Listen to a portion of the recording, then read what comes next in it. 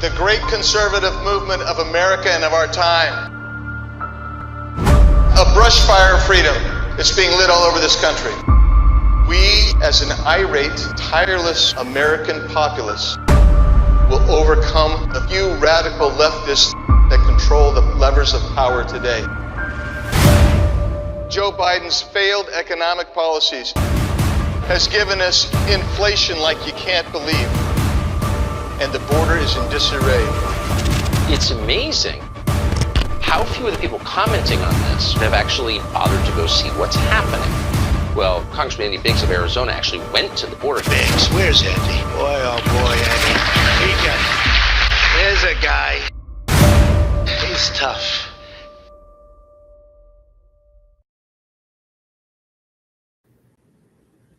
Hi, Andy Biggs here. Welcome to this edition of What's the Biggs Idea, our regular podcast. I am so happy to be joined today with Amy Swearer, who is a worker. She's a policy worker. What is that? I don't want to say legal fellow. Legal fellow. I was looking for the right word. I was thinking, yeah, well, it's kind of odd. But legal fellow at Heritage Foundation. I am so delighted to have her here. She recently testified in the House Oversight and Government Reform Committee. She did a great, quite frankly. You really did. You were superior. Everybody was talking about how well you did. And she's a policy expert on gun rights. And that's what the issue was. That's what we were talking about. And so today we're going to be talking about Second Amendment rights. We're going to talk about the intersection with the recent high-profile school shooting in Uvalde, the shooting in Buffalo. We're going to talk about these things that are related to that. We're going to talk about gun control and the legislation that the Democrats have forced through the United States Congress. And so we had this oversight and government reform hearing. It was very interesting. And the California representative named Katie Porter had an exchange with you, and it actually has gone viral. I mean, it's all over out there. And I'm going to ask you about what happened, and we're going to start here by playing this. Paul, if you would, please.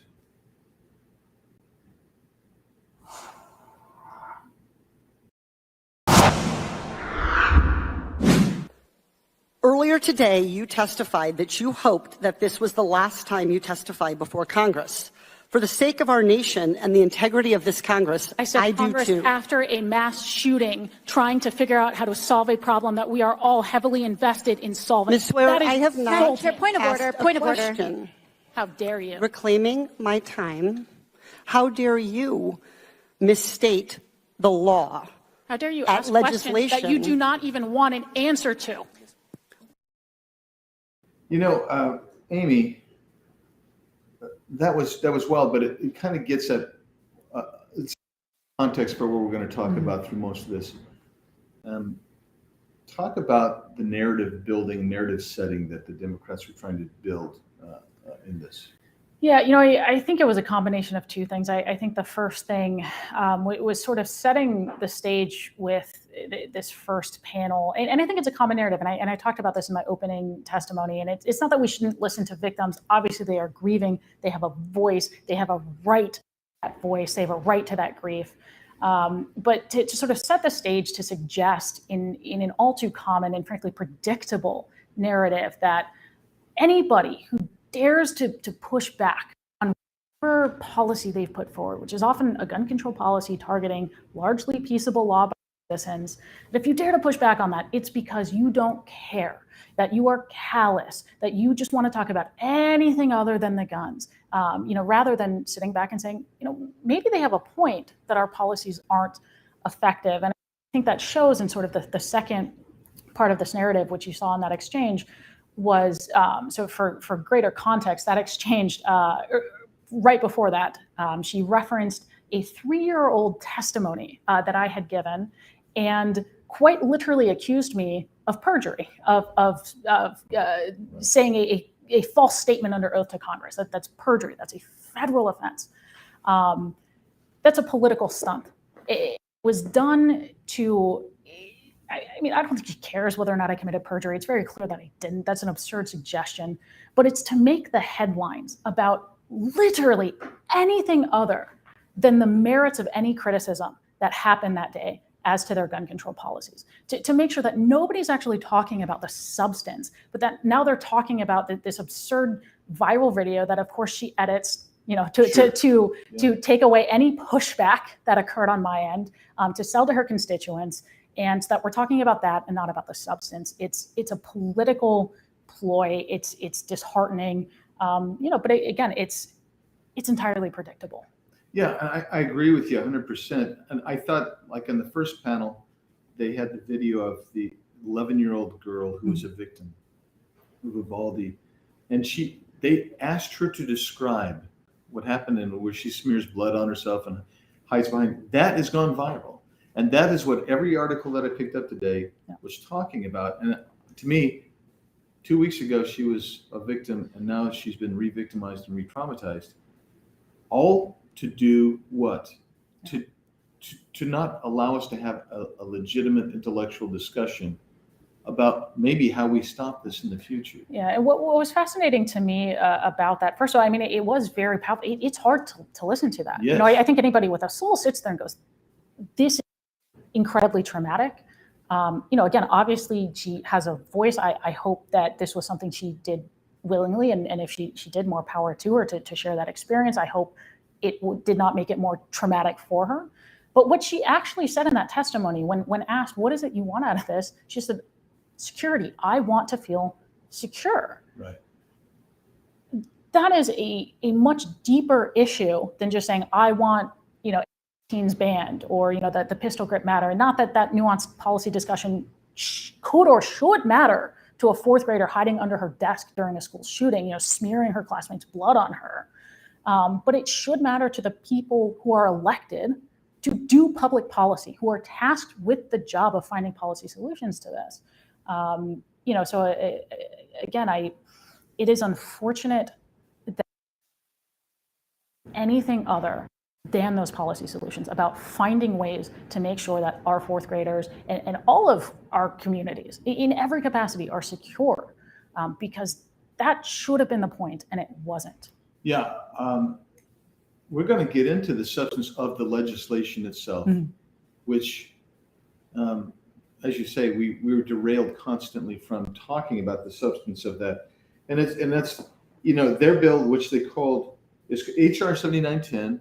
It was the Protect Our Kids Act yesterday, and so, what, in a nutshell, were your thoughts on the legislation itself? Let's leave the context, because, like we say, they laid a narrative out there that was very distracting from the actual context of their bill. Yeah, and it's hard because there's what's in the bill, which is always different from like what actually gets talked about and sort of the other policy proposals. But I know, for example, one of the big ones was banning the sales, and I think the possession, but at least the future sales of, quote, assault weapons to individuals under 21. Stripping that aspect of the Second Amendment right from people who are 18 to 20 years old, who are legal adults, who as we speak are legally endowed with all of the other rights and duties of citizenship, and looking at that as some viable solution for keeping our kids safe. And I think this is sort of indicative of how the conversation goes, right? Because when you look at the data, you look at the facts, you realize this isn't really addressing a problem. First of all, we're talking about a small component of 18 to 20-year-olds. Even if you think this is constitutional, which I would premise it is not, we're talking about a small percentage of 18 to 20-year-olds. In fact, it's I think 4 who legally bought their firearms since Parkland, who use them in this manner. It's a small percentage of overall mass shooters. Most mass shooters are not that. The majority are over the age of 21. And even then, it's sort of your quintessential half-built bridge to nowhere. So if you think that 18 to 20-year-olds, absolutely, they're the problem with mass shootings, and this is a thing we have to do, why are we stopping there? Santa Fe High School after Parkland, you had a kid with a shotgun, a 12-gauge pump-action shotgun, who was on, it's horrific to think about like death rates, but was on a rate to kill more people than had happened in Parkland. The only difference The difference was not the type of firearm. It was that 2 armed school resource officers showed up, did their job, unlike in Parkland, confronted him and enabled others to escape, drew fire to themselves heroically, Right. and enabled those lives to be saved. That was the difference, right? And so, again, I think that's, again, just indicative of the problems with so many of these policy solutions is they're not based in. And anytime you push back to say, look, we all have this goal of not wanting mass shootings, of wanting kids to be safe in schools, what doesn't accomplish that, and you take any of that legitimate pushback and you say, well, it's because you hate kids, right? Or because you just want to misrepresent what's happening, or you're callous, or you're the ones playing political games. Why are we even having this discussion? If you can't hear that criticism, why are we holding this hearing? Right. It's concerning, it's disheartening, and I think all of that was on display yesterday. Yeah. So let's watch clip 2, and then we'll talk about. Because you raised it, and I think it's so important. What did that bill do, and would it, let's say, prevented Uvalde in likelihood?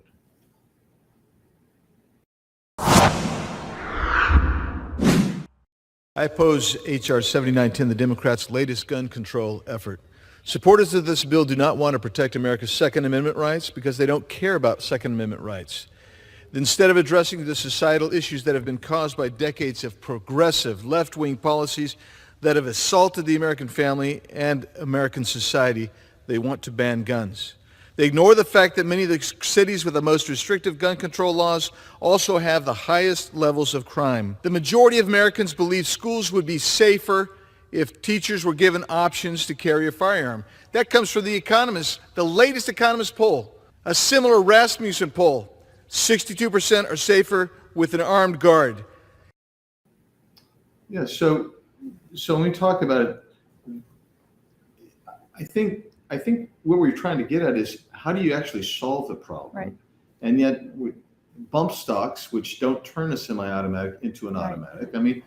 So banning bump stocks or which interestingly enough, the ATF has already, I think, inappropriately de facto banned them. Right. Yeah, So you're just like making it law, right? It's not. I would say it's it's still problematic, right? But like you're not actually changing in reality what's happening with that. Right. Well, similar to strawman purchases. That's already illegal if you're making that transfer that way. So you've got those. You've got how about the in-home storage lockers or something like that? There was a 12-year-old kid this last few days broke into an in-home storage cabinet, took a gun out, and went and held up a store. So do those types of things really prevent an Uvalde? No, I think there are aspects of them. I get they're trying to get at a legitimate concern. The question always becomes: are they properly worded? Like some of the safe storage components. Right. Are there better ways, like merely encouraging it instead of sort of putting this onus on gun owners?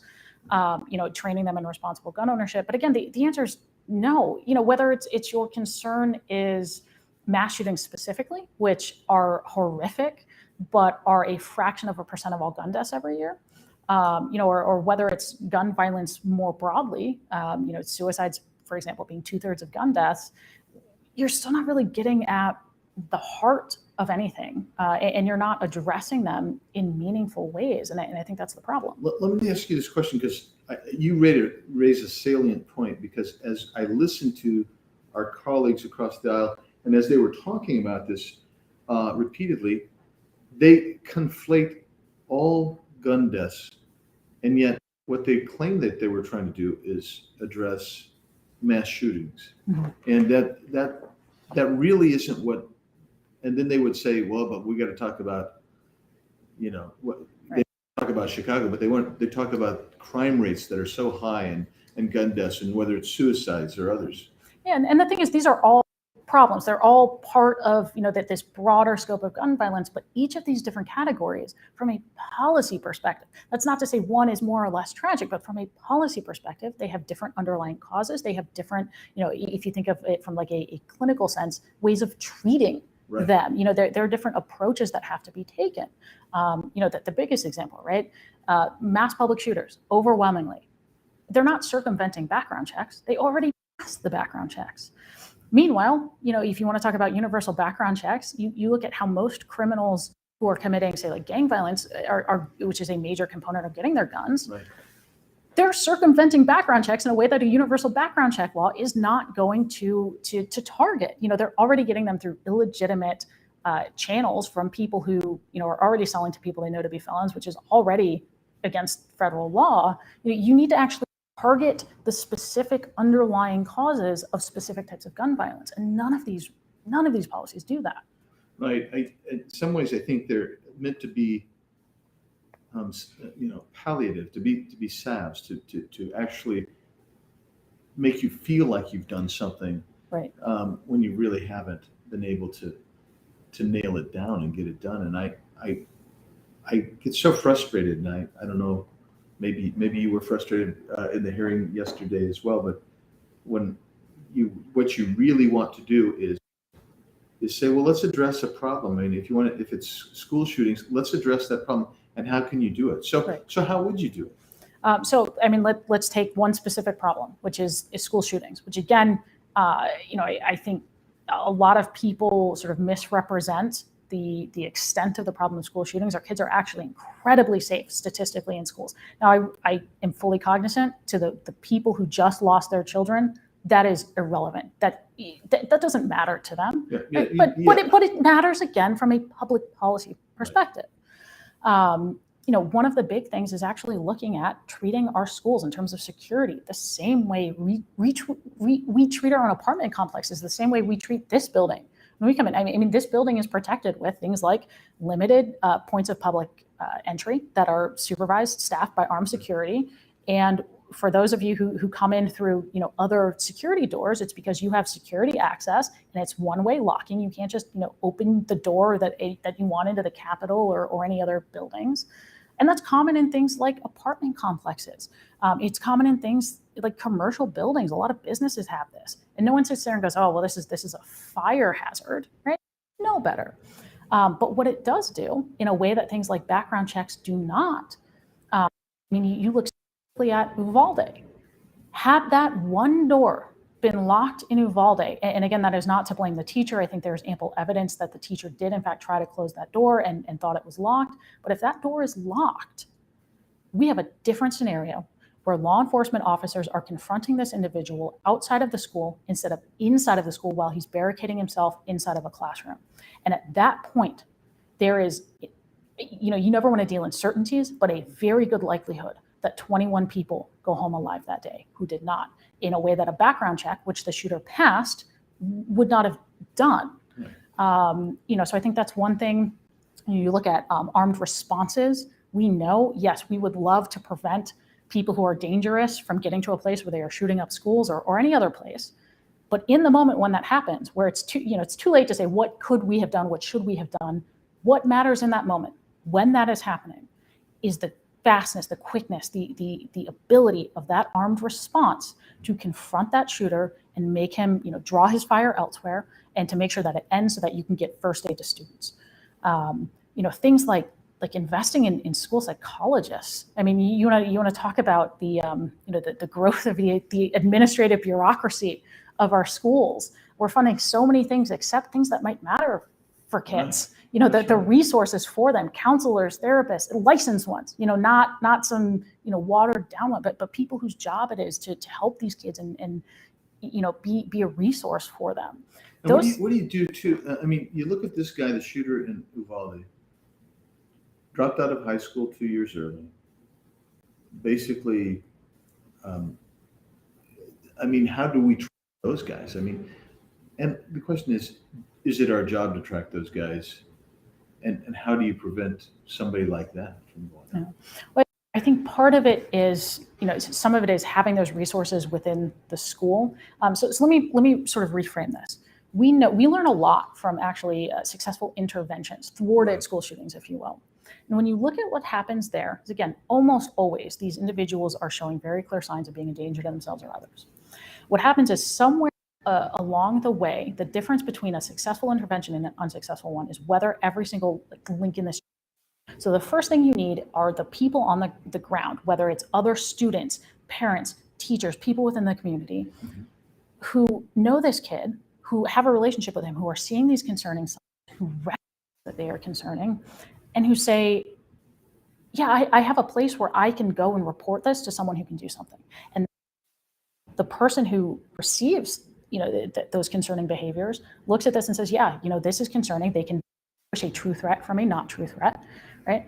And that then they have some sort of mechanism to actually do something to intervene, regardless of what that looks like. And there are different policy ways that we can discuss what that looks like, but it's that whole chain link, right? And so we need to talk about all of those things, whether it's empowering and helping community members understand. If your 17-year-old, is cutting himself on his face, inflicting self-harm, beating up animals for fun, that's concerning. That's right. Even if he doesn't shoot up a school, he needs help, right? He needs that intervention, helping people who get those reports, whether it's school resource officers, local police, therapists, whatever it is, that they have some way of discerning, yeah, this is a problem, and what do we do about it? And in 50 states, all 50 states and the District of Columbia actually have voluntary commitment processes that allow due process. They involve healthcare workers coming in. I mean, Arizona has a very unique one that's a little extensive in some ways, but more than most. But it allows those links. And like when we look at the Jared Lochner case, they didn't follow those links, and nobody stepped in and really intervened there. But part of this goes back to, I appreciate that, because to solving this. I want to show two clips real quick.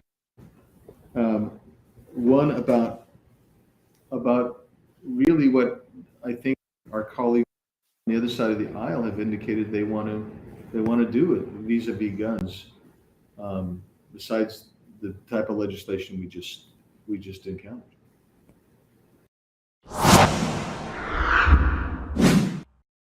So to gun owners out there who say, well, a Biden administration means they're going to come for my guns. Bingo. In time, hell yes, we're going to take your AR-15, your AK-47. You will not stop us from advancing the Protecting Our Kids Act today. You will not stop us from passing it in the House next week, and you will not stop us there. If the filibuster obstructs us, we will abolish it. If the Supreme Court objects, we will expand it. When I hear that,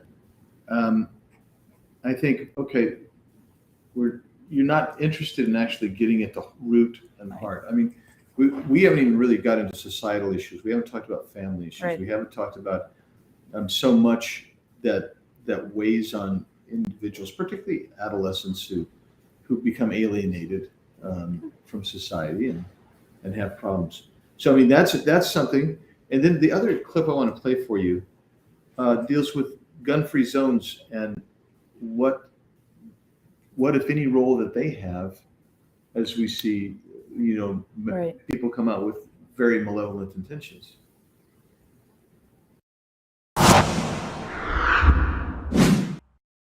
And the biggest thing we could do that nobody on the other side of the aisle is talking about today is to quit advertising our schools as soft zones, soft targets for defenseless teachers, defenseless staff, and students who aren't being defended. Congress itself in 1990 passed the Gun-Free School Zone Act. It's done more, it's cost more lives than it has saved. Now, some states have been able to override the Gun-Free School Zone Act and create their own areas. And in those states and those school districts where that's happened, where they've allowed qualified teachers and staff to carry, there hasn't been a single mass shooting in one of those schools. There hasn't been a single shooting of one person in one of those schools. So Amy, both of those kind of contrast. I mean, one's just to take away the guns, one's actually to do the opposite to allow people Right. the reasonable mechanism to defend themselves and their charges. What's your thoughts? Yeah, I mean, look, criminals, whether we're talking about your more ordinary type of criminals, or whether we're talking about mass public shooters, whether we're talking about terrorists, whatever it is, they are rational actors by and large. They adjust to the things that their would-be victims do.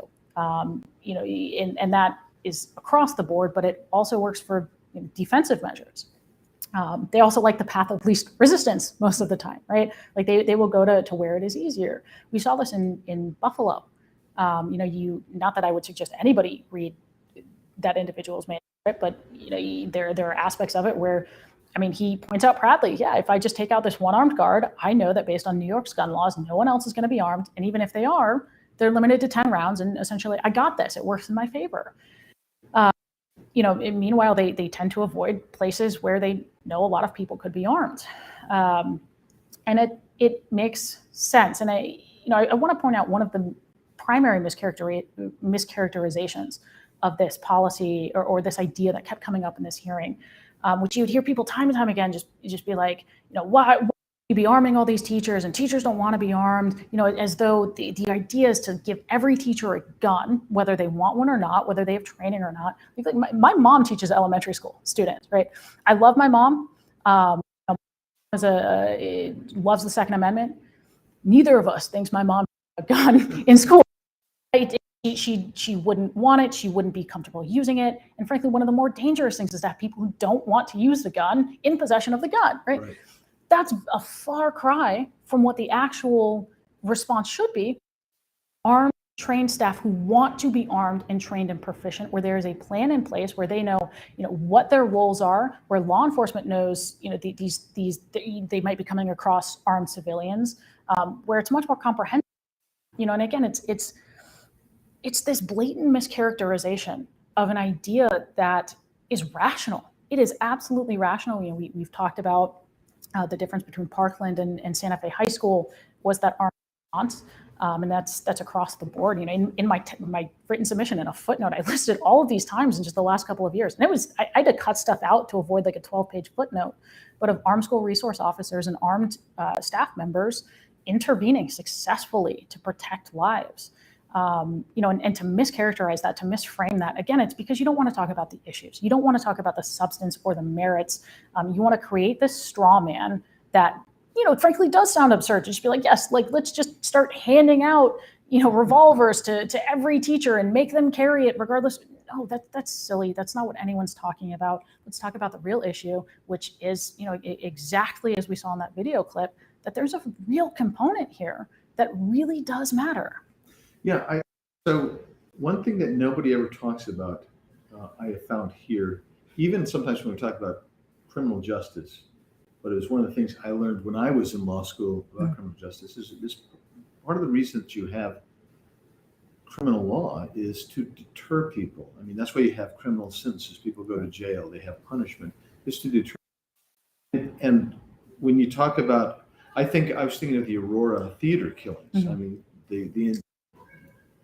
the bad guy went past a number of places because he knew that they were not gun-free zones. And he chose the theater that was a gun-free zone. And the reality is there was no deterrence from him. He knew there's no deterrence. There was no, and that's another way of saying there'd be no consequence. There'd be no risk. The risk was minimized when you have a gun-free zone. And I don't think anybody, except for the other side maybe, really, you have people that should never own a gun, even as teachers, right? But if you have trained personnel there, then all of a sudden you've got a security mechanism that's in place. And the thing is, we're talking about more than just the much more rare event of mass public shootings. We're talking about basic, you're more, I hesitate to use the word mundane, but more typical security problems. I cite in that paper to an example from just this school year out of Utah, where an armed staff member, I don't know if it was a teacher or another administrator, but an armed staff member who was armed under, Utah has allowed teachers to be armed and trained for, I think, almost 25 years. Okay. It's been a good long while And to my knowledge, no teacher has ever, lost their cool on a kid, and threatened them with a gun. Right. But so this teacher sees a kid being kidnapped from the playground, intervenes, right, gets everyone to safety, and then the individual who tried to kidnap the kid tries to break into the school, tries to harm these kids, and is able to hold that person at gunpoint until police arrived and able to protect them. No, that's not a mass shooting, but that was a danger to those students, on a school facility during a school day. Right. And it's those types of things that matter as well. Absolutely. And so, I mean, by the way, your written piece was excellent too, that you submitted to the committee, and it was, shame on our committee that they basically, in my opinion, they missed the whole gist of, well, they got what they wanted out of it.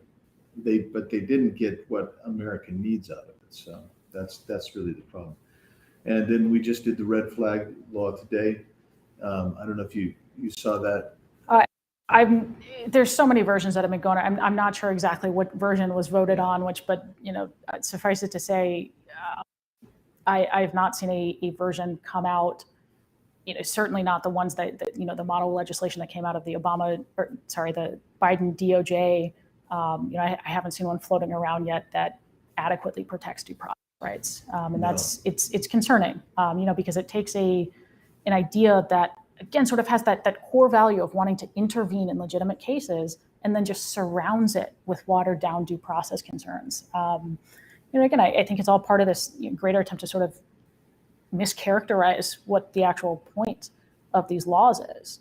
No, I wasn't aware that was being voted on today. Voted just a couple of hours ago, and the bottom line is, there's a massive problem, and boy, they really didn't care about that too much in the debate. I debated on that as well. Well, I think we're just about out of time, so I want to say thank you, Amy. Thanks for your good work. You can find Amy at Twitter at Amy Swearer. Twitter for Heritage is at Heritage, and Facebook for Heritage is the Heritage Foundation. And we release these episodes as often as we can. I don't know. We're still working on making more regular on exactly how we do it. But my social media is on Twitter at Rep. Andy Biggs AZ. Instagram is at Rep. Andy Biggs. Facebook is Congressman Andy Biggs. Truth is at Rep. Andy Biggs AZ. And you can see me. My official is www.biggs.house.gov. And for the audio version of the podcast, you can go to Spotify, What's the Biggs Idea, or Apple Podcast, What's the Biggs Idea. Amy, last words on solutions, problems, Second Amendment rights. Like, I am more than happy to debate, the parameters of the Second Amendment with anybody who disagrees with me. What I will not stand for is turning what should have been, what could have been, what America needed to be a substantive debate on the merits of bills to save lives, and turn that into some political stunt to make it about anything other than the merits. That is something that should upset everyone, and I think, unfortunately, upsets far too few people. Yeah, I agree with you. And unfortunately, I tell people, people ask me, how is it back there? Everything seems so political. And I said, well, it is a political job. So unfortunately it is. But you know what? We've got to keep fighting the fight and see if we can resolve some of these issues on both sides and pull it together. So. Absolutely. And I think, if everyone puts away those political stunts, we can do that. We can have those discussions, and I'd say to those watching, be better than that. Be better than that. America, the thriving communities that we could have deserve for us to be better than that. Amy, thanks so much for taking time out today. Thanks for your testimony yesterday, and appreciate all you do. Thank you for having me. You bet. You bet.